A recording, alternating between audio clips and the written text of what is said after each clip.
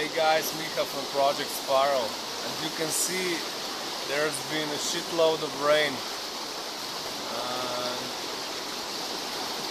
Well, if you're in this kind of situation, first you have to know that the water is not drinkable.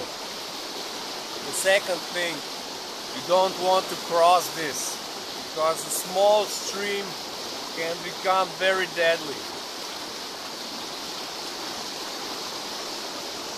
Also, we got the bridge here. A lot of debris being caught onto it. And usually you never know whether the bridge is going to hold how much material is built underneath. So it's better to wait out a couple of days, maybe 1 or 2 usually, so the water resides and it's safer to cross it. You must cross it for sure.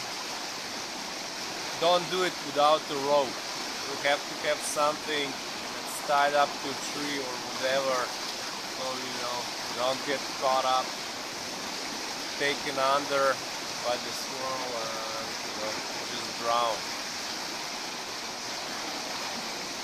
Okay, so today we're not going to do anything stupid. Subscribe. See you next time.